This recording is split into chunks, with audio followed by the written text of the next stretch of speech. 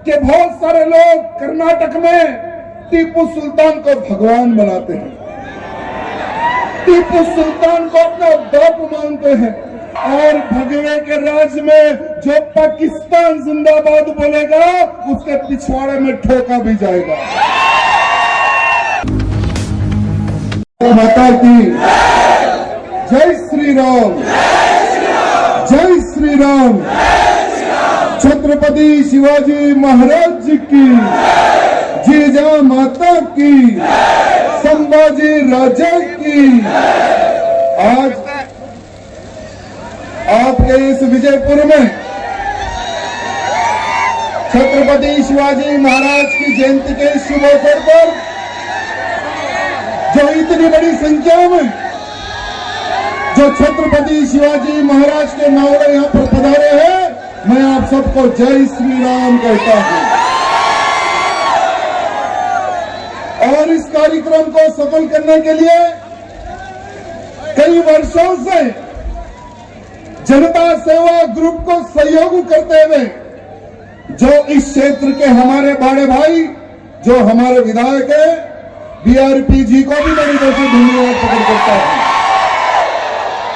मित्रों, आपके इस विजयपुर में जो इतनी बड़ी संख्या में जो आज छत्रपति शिवाजी महाराज के नावले जो सड़कों पर उतर के जो संगठन का जो अपने आप में जो परिचय दिया है ना, इसके लिए मैं आप सबको धन्यवाद प्रकट करता हूं।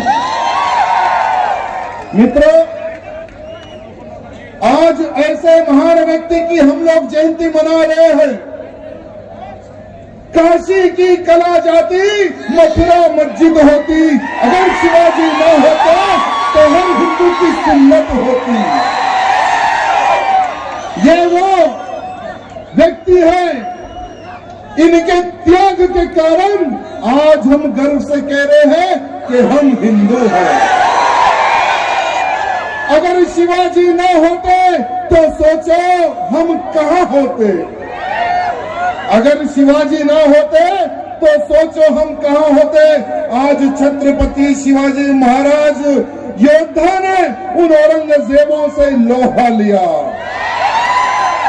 उन औरंगजेब की सेना को मुंह तोड़ जवाब दिया, तब जाकर हिंदू समाज आज बचा हुआ है। मेरे मित्रों, क्या मेरी आवाज कोने तक आ रही है? आ रही है ना? मेरे मित्रों, जब मुगलों का राज था, हिंदुस्तान पर हिंदुओं का खात्मा किया जा रहा था। जहां मंदिर दिखे उस मंदिर को तोड़कर मस्जिदें बनाई जा रही थी। एक हाथ में तलवार और एक हाथ में किताब रखकर हिंदुओं का धर्मांतरण किया जा रहा था। एक छोटे से गांव में एक छोटा सा मंदिर, वहां पर कुछ लोग पूजा करने के लिए खड़े होते हैं। छोटा सा मंदिर में शिवलिंग होता है और उस शिवलिंग में बहुत सारे भक्त पूजा करने के लिए खड़े होते हैं, और उन्हीं भक्तों में एक छोटी सी लड़की भी खड़े होती है। एक छोटी सी थाली में फूल, छोटी सी लड़की भगवान शंकर को देखकर मन ही मन आनंद हो रही थी। वही समय पर औरंगजेब की सेना उस छोटे से गांव से गुजरती है। सेना देखती है कि इतनी पब्लिक यहां पर क्यों खड़ी हुई है। सेना वहां पर जाती है, पब्लिक को देखती है, पब्लिक के बीच में छोटा मंदिर। तब जाकर सेनापति को बताया जाता है कि ये हिंदू खड़े हुए हैं और ये हिंदू वहां पर एक छोटा सा मंदिर बनाकर वहां पर पूजा कर रहे हैं। तो सेनापति कहता है कि जाओ उस मंदिर को खंडित कर दो, उस शिवलिंग को तोड़ दो। तोड़ने से पहले उस शिवलिंग पर गाय का मांस रखना, तोड़ने से पहले उस शिवलिंग पे मूत्र विसर्जन करना, तब जाकर वो शिवलिंग तोड़ना। ये सेनापति आदेश देता है, औरंगजेब का सेनापति। सेना जाती है, मंदिर को तोड़ती है, मूर्ति को खंडित करती है, छोटी सी लड़की देखकर रोते रहती है। मेरे मित्रों, वो छोटी सी लड़की एक सौगंध खाती है कि हे मेरे भोलेनाथ, आज नहीं तो कल मेरा विवाह होगा, मेरा बेटा इस औरंगजेब की सेना से लोहा लेगा, इन औरंगजेब की सेना से युद्ध लड़ेगा। और वो छोटी सी लड़की है जीजा माता। मेरे मित्रों, छोटी सी लड़की ने एक संकल्प लिया। 19 फरवरी 1630 में पुणे के शिवनेरी में छत्रपति शिवाजी महाराज का जन्म होता है। मेरे मित्रों, छत्रपति शिवाजी महाराज को जीजा माता ने गोला बैट नहीं सिखाया, ना ही झुंझुना दिया खेलने कूदने के लिए। जीजा माता ने छत्रपति शिवाजी महाराज को बचपन से ही तलवार की विद्या सिखाई है। जीजा माता ने छत्रपति शिवाजी महाराज को युद्ध नीति सिखाई है।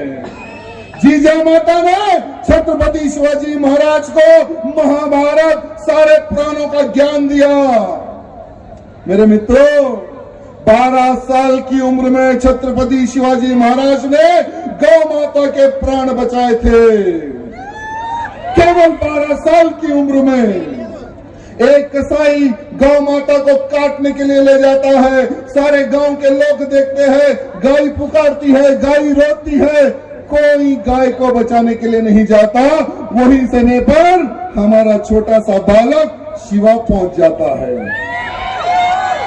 कसाई को पूछता है कि हे, कहां ले जा रहा है हमारी गैया मैया को तू? तो कसाई कहता है, ये हमारे खाने का आहार है, हम इसको काटेंगे और खाएंगे। छत्रपति शिवाजी महाराज को गौ माता का महत्व पता था, गाय के पुण्य के बारे में पता था। गाय हमारी माँ है, ये छत्रपति शिवाजी महाराज को पता था। छत्रपति शिवाजी महाराज घोड़े पे से उतरकर उस कसाई का हाथ काट के केवल मात्र 12 साल की उम्र में शिवाजी ने गौ माता के प्राण बचाए थे। आपके इस विजयपुर में, आपके इस कर्नाटक में एक समय पर भगवाधारी सरकार थी, तब गौ रक्षा होती थी। सरकार बदली, आज गौ माताओं का कत्ल हो रहा है आपके इस कर्नाटक में। मैं जितने भी मेरे मित्र हैं उनसे निवेदन करना चाहूंगा, जो संकल्प शिवाजी महाराज ने लिया था गौ मां की रक्षा के लिए, वो संकल्प आज हम सबको लेने की आवश्यकता है। मेरे मित्रों, अरे गाय हम सबकी माता है, देश धर्म का नाता है। अगर गाय नहीं रहेगी तो हम हमारे बच्चों को क्या डब्बे का दूध पिलाएंगे क्या? अरे जो डब्बे का दूध पीता है वो डब्बे जैसा होता है, जो गौ मां का दूध पीता है वो शिवाजी जैसा वीर होता है। मेरे मित्रों, तो हमें छत्रपति शिवाजी महाराज जैसे वीरों को आज तैयार करना है, क्योंकि वो समय पर एक औरंगजेब, एक अफजल खान था। आज गली गली में अफजल खान दिखने लगे हैं। तो सोचो कि कितने हमें छत्रपति शिवाजी महाराज जैसे योद्धाओं को तैयार करने की आवश्यकता है। मेरे मित्रों, छत्रपति शिवाजी महाराज का संकल्प हिंदवी स्वराज का था।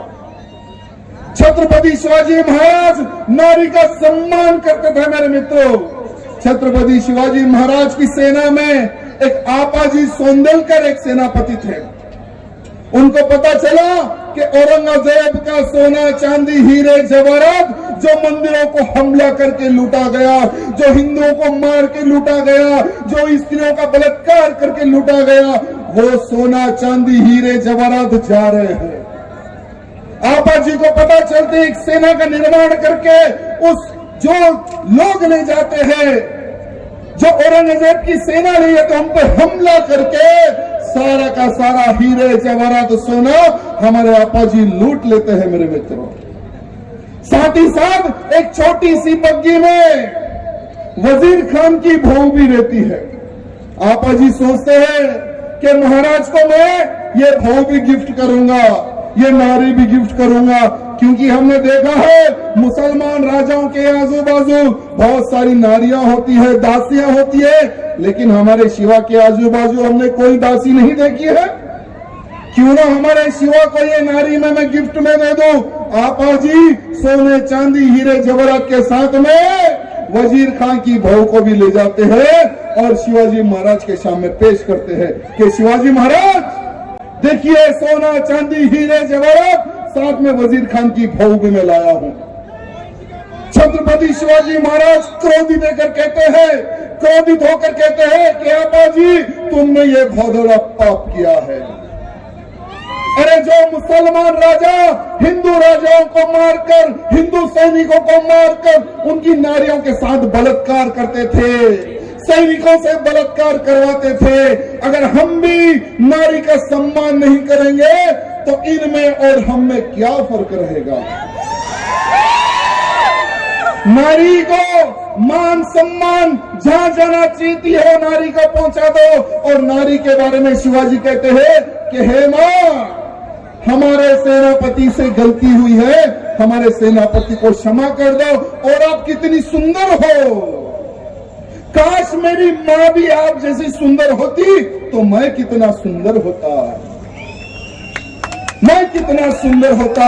ये शब्द हमारे छत्रपति शिवाजी महाराज के थे मेरे मित्रों। लेकिन इतिहास गवाह है बहुत सारे हिंदू राजाओं को ये मुसलमान, ये राजाएं, ये लुटेरे राजाओं पर हमला करते थे, नारियों का बलात्कार करते थे। ये इतिहास गवाह है मेरे मित्रों। लेकिन छत्रपति शिवाजी महाराज के वो कार्य के बाद में पूरा देश छत्रपति शिवाजी महाराज की जय जयकार गा रहा था मेरे मित्रों, जय जयकार गा रहा था। औरंगजेब की नाक में दम करने वाले हमारे छत्रपति शिवाजी महाराज, औरंगजेब तंग आकर आदिल शाह को कहता है कि तू कुछ भी कर, वो शिवा को पकड़, क्योंकि मैं सारे हिंदुस्तान को एक इस्लामिक राज्य बनाना चाहता हूं, सारे हिंदुस्तान में मेरा राज लाना चाहता हूं। लेकिन एक हिंदू राजा मेरी नाक में दम करके रखा है, आदिल शाह कुछ भी कर, उस शिवा को पकड़ के ला। तो आदिल शाह शाहिद खान नामक एक लांडे को भेजता है, उसके साथ में सेना को देता है। वो शिवाजी को पकड़ने जाते समय गांव खेत कल्याण सबको बर्बाद करता है। लाल महल में जाके रहता है। 3 साल तक शिवाजी महाराज को ढूंढता, लेकिन शिवाजी महाराज नहीं मिलते उस गद्दार को। 3 साल उस शाहिद खान को पता चलता है कि शिवाजी को किस तरह से मैं बाहर लेकर आऊं।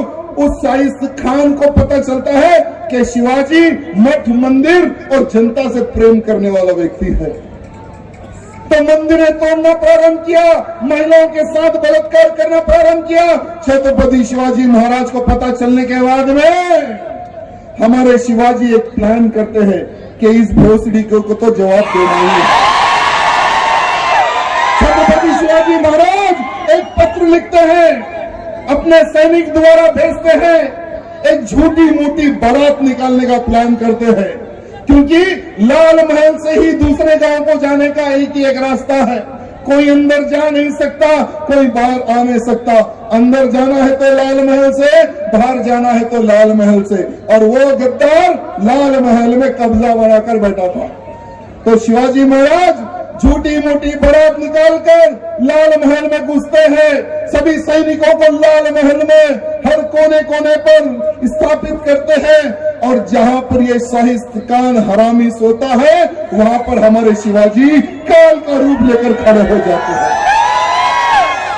शिवाजी महाराज जब काल का रूप लेकर खड़े होते हैं, जब नीचे शिवाजी महाराज की सेना उन मुल्लों को गाजर मूली की तरह काट रही थी, तो शाहिद खान को आवाज आती है, वो उठ जाता है नींद से।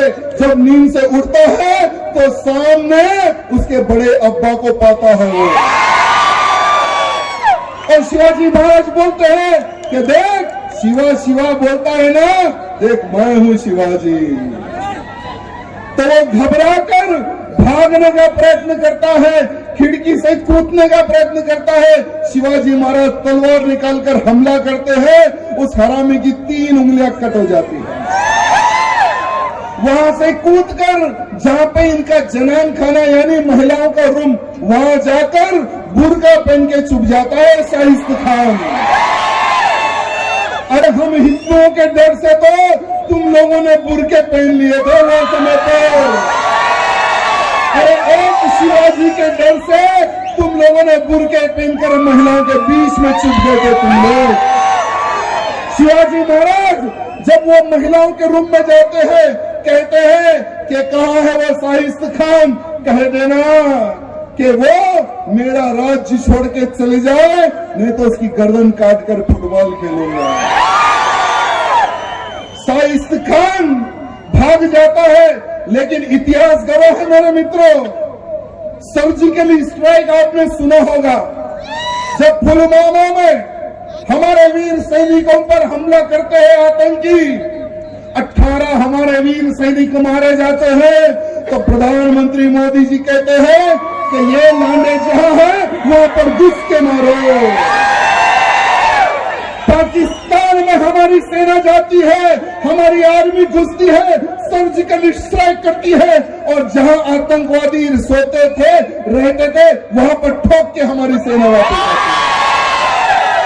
तो ये जो सर्जिकल स्ट्राइक वाला जो प्लान है ना, हमारे प्रधानमंत्री मोदी जी ने शिवाजी महाराज से लिया है, क्योंकि शाहिस्त खान पर छत्रपति शिवाजी महाराज ने वो समय पर ही सर्जिकल स्ट्राइक की थी। ऐसी सर्जिकल स्ट्राइक भूतो ना भविष्य कोई लांडा भूल नहीं सकता वो सर्जिकल स्ट्राइक। लेकिन जब पता चलता है औरंगजेब को कि शाहिस्त खान भी फेल, आदिल शाह भी फेल, फिर आदिल शाह को डांटता है कि तुझसे नहीं होता है तो बोल, मैं खुद आता हूं शिवाजी को पकड़ने।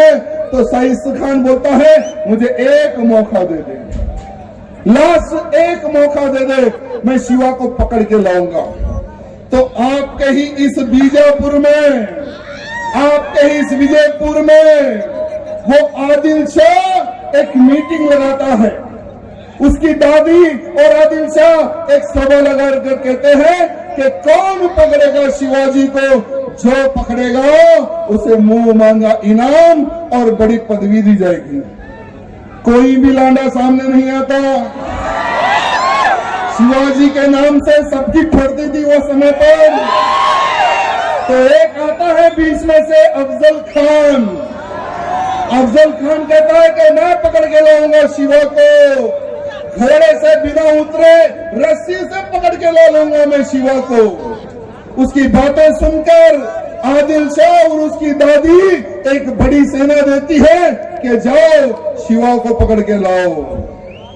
जब अफजल खान आदिल शाह को जबान देकर जब निकलता है तो एक मुल्ले दाढ़ी वाले के पास जाता है। तो वो मुल्ले को पूछता है क्या मैं शिवाजी को पकड़ सकता हूं या नहीं, आप तो ज्ञानी हो, जरा मुझे बता दो। तो वो मुल्ला कहता है कि हे अफजल खान, तू जा रहा है शिवा को पकड़ने, लेकिन जिंदा वापस नहीं आएगा। अब अफजल खान परेशान, अगर वो शिवाजी को पकड़ने नहीं जाएगा तो यहाँ पर आदिल शाह मारेगा, अगर वो पकड़ने जाएगा तो हमारे शिवाजी मारेंगे। तो वो फंस गया बीच में। तब तो सोचा कि क्यों ना मैं चांस मार लूं, शिवाजी को पकड़ने ही चले जाता हूं।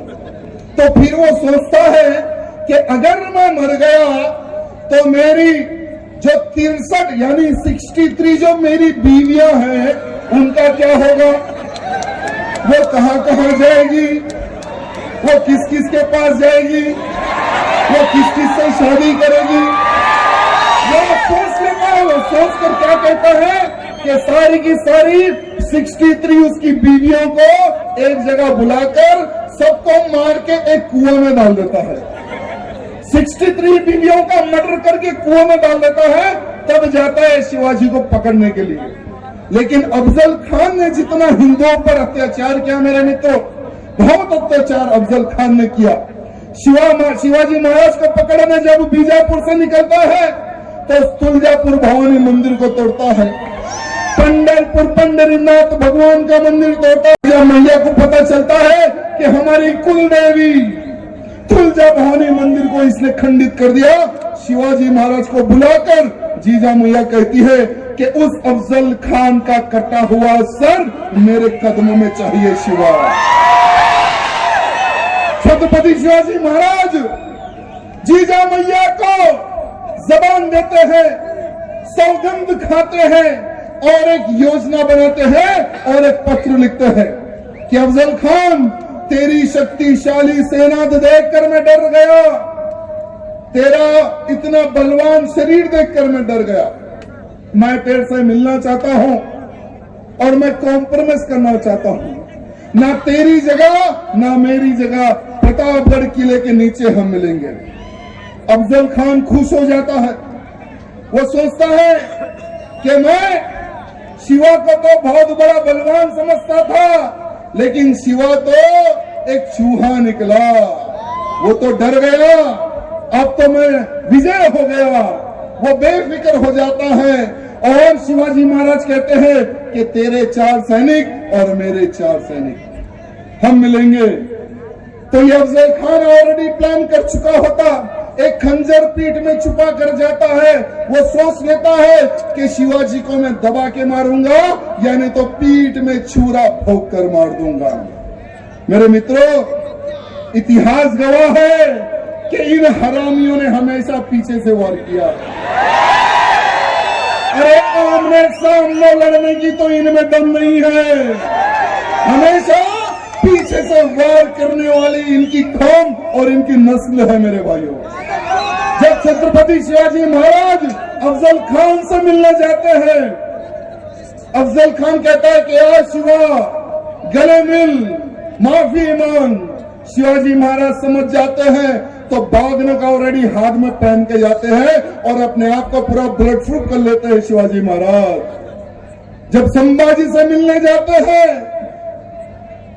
अफजल खान से जब मिलने जाते हैं तो अफजल खान गले मिलके पीछे से हमला करता है, तो शिवाजी महाराज उस अफजल खान का पेट फाड़ के उसकी अतड़ियां बाहर निकाल लेते हैं। मेरे उस लांडे की हथेलियां बाहर निकाल के उसका सर काट के जीजा मैया को थाली में गिफ्ट देने वाले हमारे छत्रपति शिवाजी महाराज है। मेरे मित्रों, जीजा मैया कहती है कि इस अफजल खान के सर को प्रतापगढ़ के दरवाजे पर लटका दे, फिर कोई भी हिंदुओं पर, मंदिरों पर, नारी पर अगर बुरी निगाह डालेगा तो इस अफजल खान का इतिहास पढ़ के वो 10 बार सोचेगा मठ मंदिर नारी पे अत्याचार करने के लिए।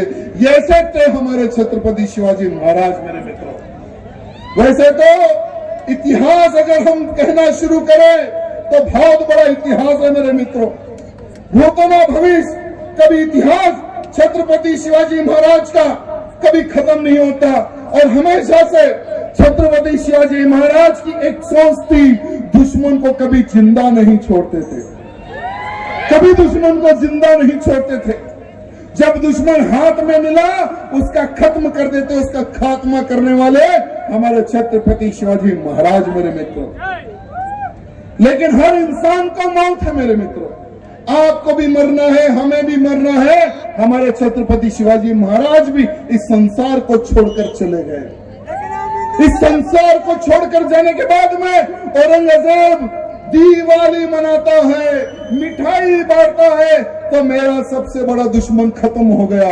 लेकिन उसको पता नहीं छत्रपति शिवाजी महाराज का एक वीर योद्धा बेटा भी इस जमीन पे था और वो संभाजी राजे। मेरे मित्रों, 120 युद्ध हमारे संभाजी महाराज ने लड़ा है, एक भी युद्ध हमारे संभाजी महाराज ने कभी नहीं हारा। मेरे मित्रों, कभी नहीं हारा।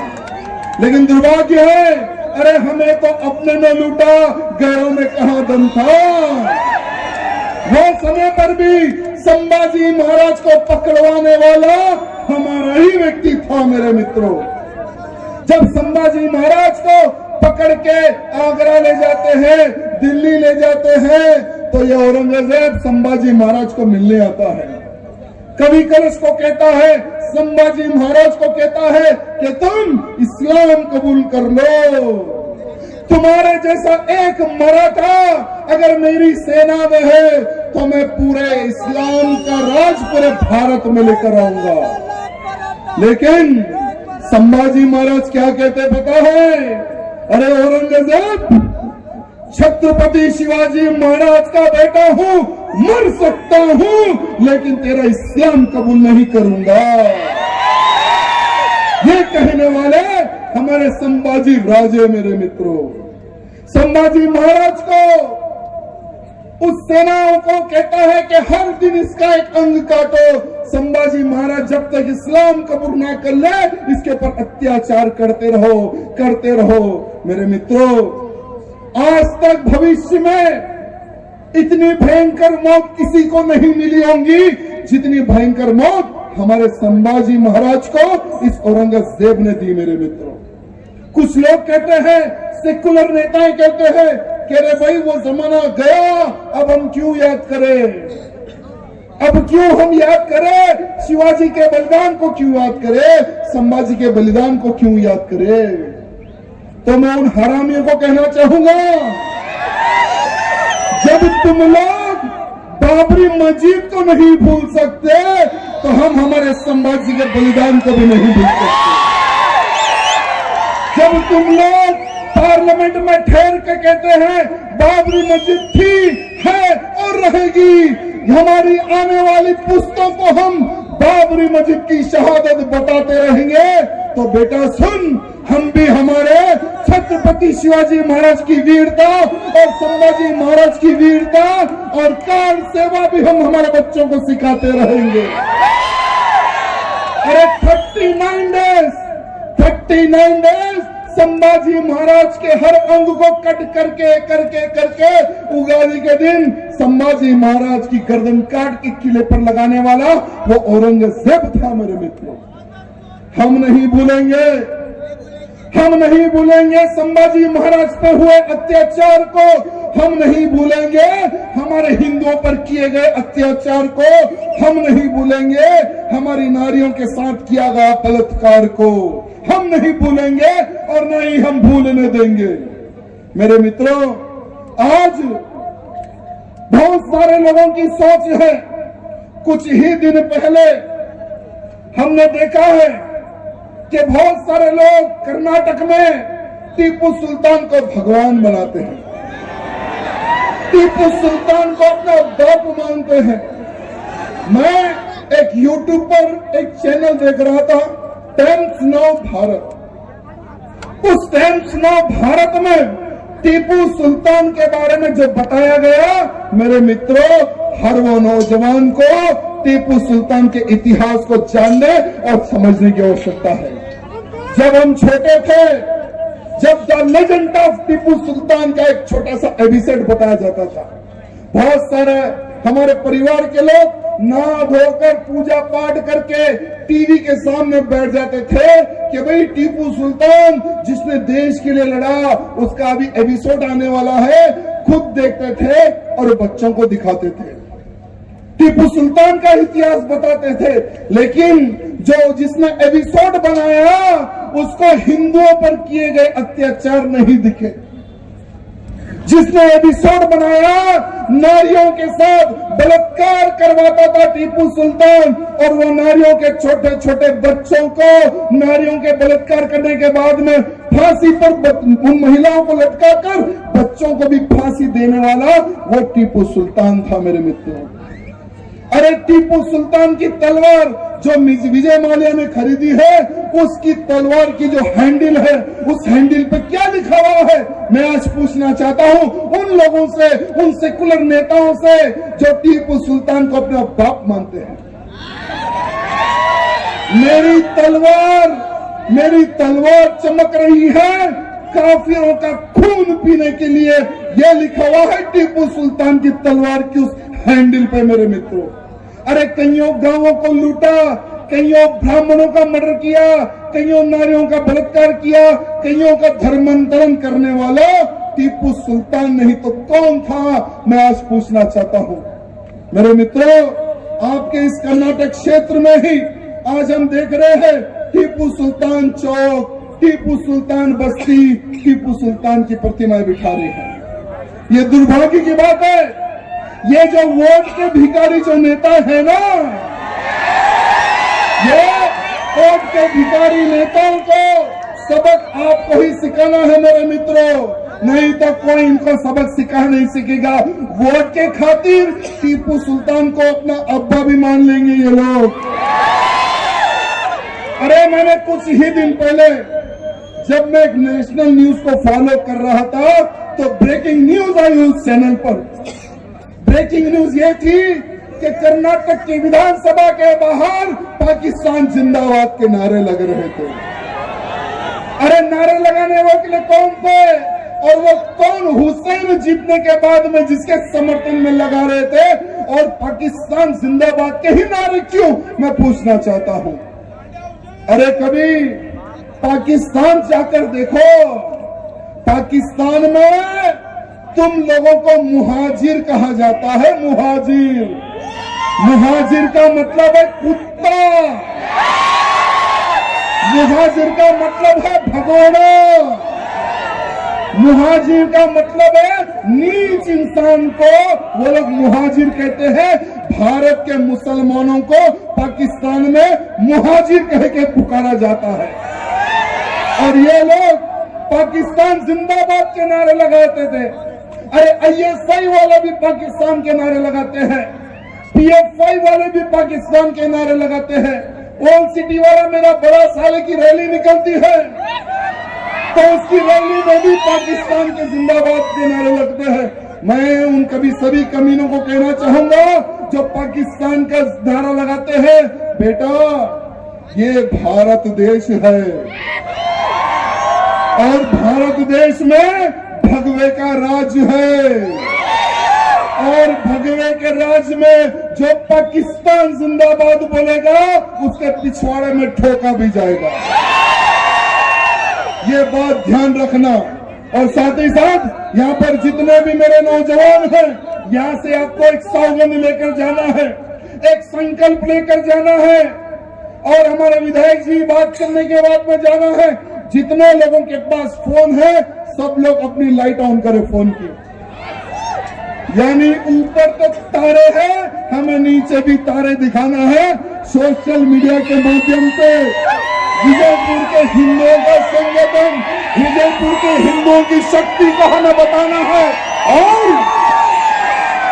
सीधा हाथ सामने रखकर एक सौगंध हमें खाना है मेरे मित्रों। सौगंध खाने के लिए तैयार हो, तैयार हो। मैं जब तक जीवित रहूंगा मेरे देश की रक्षा करते रहूंगा। मैं जब तक जीवित रहूंगा मेरे धर्म की रक्षा करते रहूंगा।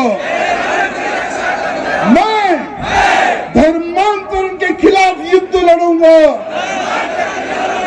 लव जिहाद के खिलाफ युद्ध लड़ूंगा।